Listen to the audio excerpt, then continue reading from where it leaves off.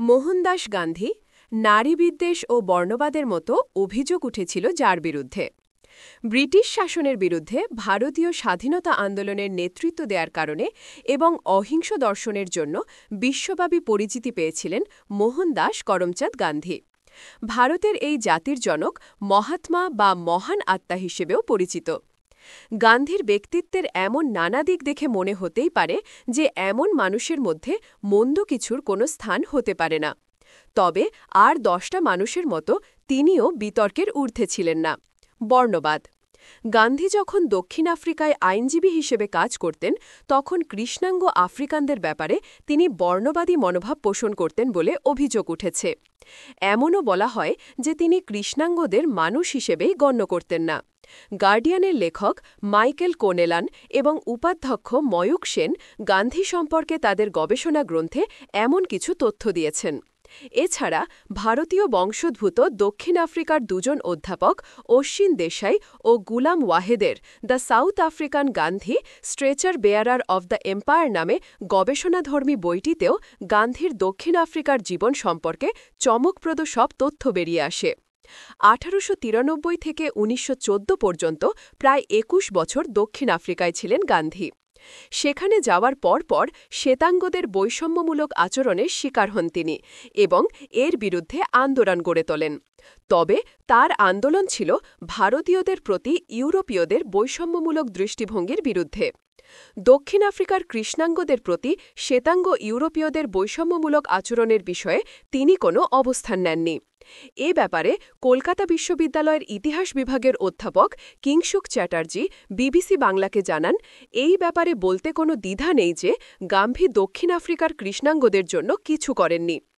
এই ব্যাপারটা Nelson Mandela থেকে শুরু করে আফ্রিকান ন্যাশনাল কংগ্রেসের নেতারাও বলেছেন যে গান্ধী অনেক বড় রাজনীতিবিদ, কিন্তু দক্ষিণ আফ্রিকায় তিনি যে আন্দোলন করেছিলেন সেখানে শুধু ভারতীয়দের প্রতিনিধিত্ব করেছেন।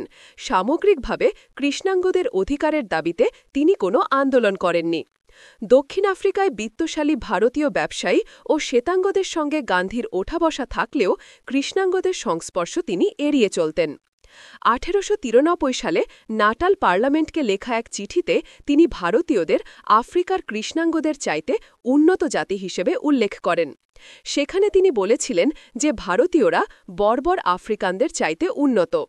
1904 সালের এক স্মারকলিপিতে আফ্রিকার কৃষ্ণাঙ্গদের আপত্তিকর দক্ষিণ আফ্রিকান গালি কাফির, এমনকি বর্বর ও অসভ্য বলেও উল্লেখ করেছিলেন তিনি। 1905 সালে ডারবানে যখন প্লেগ ছড়িয়ে পড়ে তখন গান্ধী তার জন্য এই আফ্রিকানদেরই দায়ী করেন। এ বিষয়ে মি চ্যাটার্জি বলেন, গান্ধী শুধু চেয়েছিলেন কৃষ্ণাঙ্গদের সঙ্গে দক্ষিণ আফ্রিকার শ্বেতাঙ্গরা যে অন্যায় করছে সেটা যেন ভারতীয়দের সঙ্গে না হয়। কৃষ্ণাঙ্গদের অধিকার থেকে ভারতীয়দের অধিকারকে আলাদা করতে উনি যেসব যুক্তি দেখিয়েছিলেন সেখানে এই বিতর্কিত মন্তব্যগুলো ছিল। গান্ধীর আক্ষেপ ছিল যে দক্ষিণ আফ্রিকার শ্বেতাঙ্গরা ভারতীয়দের কালো আফ্রিকানদের মতো ও বর্ণবাদী বৈষম্যের দৃষ্টিতে দেখত। শ্বেতাঙ্গরা ভারতীয়দের আফ্রিকানদের কাতারে নামিয়ে দেবে এটা তিনি মেনেই নিতে পারেননি। 1908 সালে কারাগারে নিক্ষিপ্ত হওয়ার পরে তিনি আক্ষেপ করেছিলেন যে তাকে কৃষ্ণাঙ্গ কারাবন্দীদের কাতারে শ্রেণীভুক্ত করা হয়েছে, শ্বেতাঙ্গদের সঙ্গে নয়। এমন নানা কারণে গান্ধীকে বর্ণবাদী আখ্যা দিয়ে গত বছরের 12 ডিসেম্বর ঘানার রাজধানী আক্রার একটি বিশ্ববিদ্যালয় থেকে গান্ধীর মূর্তি সরিয়ে ফেলা হয়। 2016 সালে ভারতের তৎকালীন রাষ্ট্রপতি প্রণব মুখার্জি ভারতের অর্থায়নে তৈরি ওই মূর্তিটি উন্মোচন করেছিলেন। এর পরপরই সেটি সরানোর জন্য ছাত্র শিক্ষকদের আন্দোলন গড়ে ওঠে। মূর্তিটি সরিয়ে ফেলতে #গান্ধী মাস্ট ফল নামে সামাজিক যোগাযোগ মাধ্যমে প্রচারণাও চালানো হয়েছিল। একই বছর মালাউইতেও গান্ধীর ভাস্কর্য নির্মাণের একটি প্রকল্প বিক্ষোভের মুখে স্থগিত করে আদালত।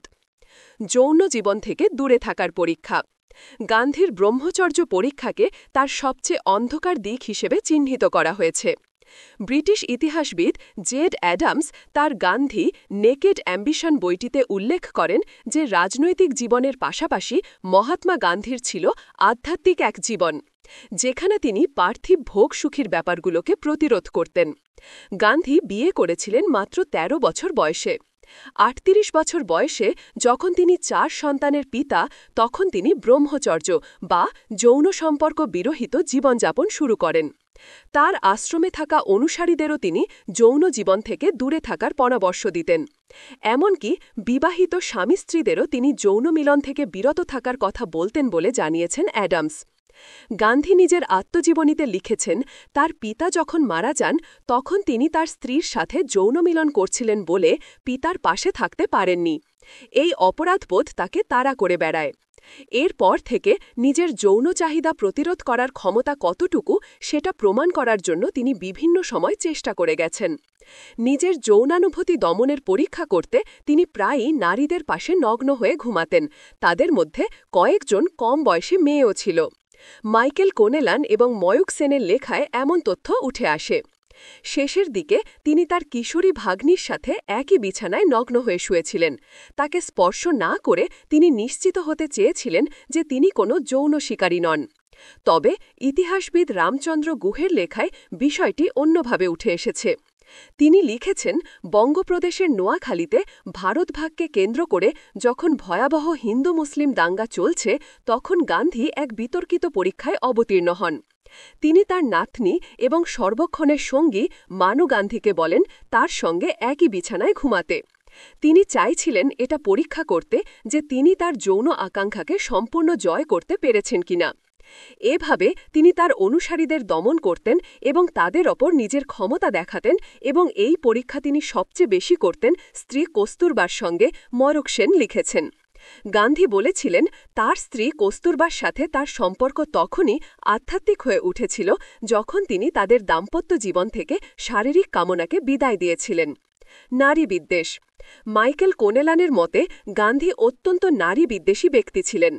উদাহরণস্বরূপ, দক্ষিণ আফ্রিকায় থাকাকালে এক তরুণ গান্ধীর ২ নারী অনুসারীর বিরুদ্ধে যৌন হেন্নাসার অভিযোগ আনলে তিনি এর প্রতিক্রিয়ায় ওই ২ নারীর মাথার চুল জোর করে কেটে ছোট করে দেন, যাতে তারা কারো দৃষ্টি আকর্ষণ করতে না পারেন। তার ধারণা যে নারীদের কারণেই পুরুষরা তাদের মৌলিক যৌনতার আবেগকে নিয়ন্ত্রণ করতে পারে না।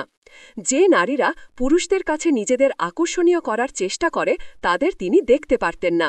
তার ধারণা আধুনিক চুলের স্টাইল ও পোশাক সম্পর্কে তার ছিল তীব্র ঘৃণা। গান্ধী মনে করেন নর নারীর যৌন সম্পর্ক হবে শুধু সন্তান উৎপাদনের জন্য, আনন্দের জন্য নয়। ইতিহাসবিদ রামচন্দ্র গুহের লেখা দি years that changed the world শীর্ষক গান্ধীর জীবনী গ্রন্থে নারী অধিকার, যৌনতা এবং কৌমার্য বিষয়ে গান্ধীর এ সকল ভাবনার কথা উঠে আসে।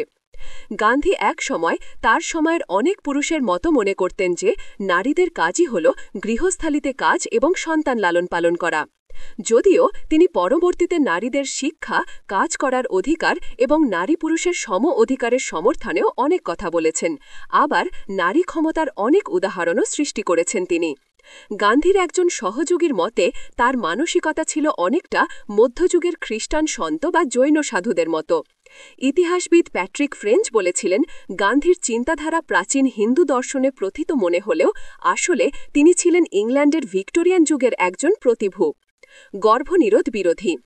গান্ধী বিশ্বাস করতেন যে গর্ভনিরোধক ব্যবহার ব্যভিচারের লক্ষণ।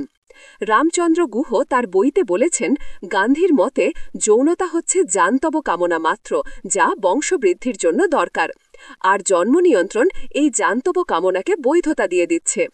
পুরুষদের উচিত তার জান্তব কামনাকে সংযত করা, আর নারীদের উচিত তাদের স্বামীদের বাধা দেয়া। পশ্চিমা দেশের মতো গর্ভনিরোধক ব্যবহার করলে ভয়াবহ পরিণতি হবে।